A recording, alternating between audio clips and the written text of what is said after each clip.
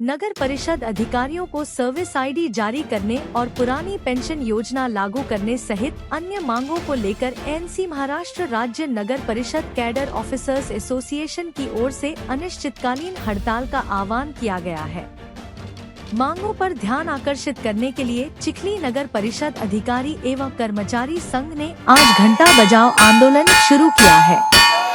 इस हड़ताल में चिखली नगर परिषद के कर्मचारी और अधिकारी शामिल हुए हैं, इसलिए चिखली नगर पालिका का कामकाज बाधित हो गया है। परिषद कर्मचारी संघटनेचा महाराष्ट्रभर जो लढा आम्ही देत आहोत, या लढ्याची दखल जर महाराष्ट्र शासनाने घेतली नाही तर आम्ही हा लढा पुन्हा तीव्र करू आणि या शासन जबाबदार राहील याची आम्ही शासनास वेळोवेळी विनंती करतो।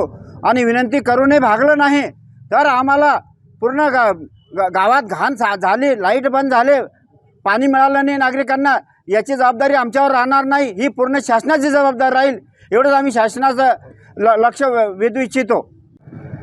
मी द्वारकादास नथू नकवाल, अखिल भारतीय सफाई मजदूर काँग्रेसचा प्रदेशचा संघटन मंत्री म्हणून मी आज इथं महाराष्ट्र राज्य सफाई कर्मचारी संवर्ग कर्मचारी संघटनेमार्फत जे 29/8/2024 पासून जुनी पेन्शन आणि विविध मागण्यासाठी जे आंदोलन चालू आहे, त्या आंदोलनाला आमचा अखिल भारतीय सफाई मजदूर काँग्रेस संघटनेमार्फत पूर्ण पाठिंबा आहे।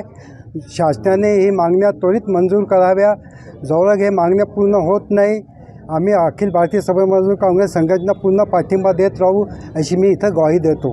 धन्यवाद। 2005 नंतर गेल्या 15 वर्षापासून आम्ही गव्हर्नमेंटला पेन्शनची मागणी करत आहे। 2005 नंतर तरीही गव्हर्नमेंट जागी होत नाही, म्हणून आजपासून आम्ही घंटानाद आंदोलन करत आहे।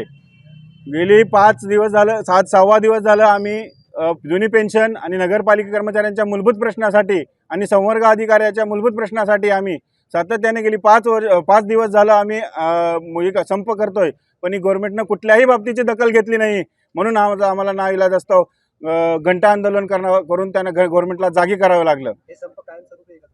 आमचा हा संप आजपासून गेली 5 दिवस झालं सुरू आहे। संप जर आज संध्याकाळपर्यंत गव्हर्नमेंटनं दखल नाही घेतली तर अत्यावश्यक सेवा आम्ही सर्व बंद करून संपावर जाणार आहोत। याची गव्हर्नमेंटनं कृपया दखल घ्यावी।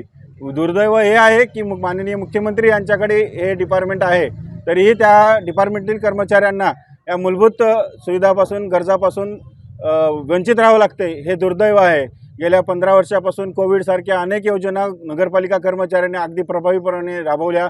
शहराचे आकार मोठ्या प्रमाणात वाढत आहे, तिथले कर्मचारी जर सुरक्षित नसतील तर त्या शहराला एक सुव्यवस्थित आकार कुठल्या पद्धतीने येणार आहे, हाही प्रश्न आम्ही वारंवार पत्राद्वारे निवेदनाद्वारे आमच्या वरिष्ठ कार्यालयांना या प्रशासनाला मुख्यमंत्र्यांना कळवलं, पण या बाबतीत कुठलीही दखल आणखीही घेतलेली नाही। हे खूप खेदाची बाब आहे, आम्ही या माध्यमातून सांगू शकतो। कर्मचारी गेली कित्येक वर्षापासून 2005 नंतर जवळपास महाराष्ट्रातील 200 कर्मचारी आत्तापर्यंत मयत पावलेले आहेत, पण त्यांना 2005च्या असल्यामुळे तिला कुठल्याही प्रकारचा लाभ आत्तापर्यंत भेटलेला नाही। त्यांच्या कपाती सेविंग स्वरूपात आजही तशा पडून आहेत।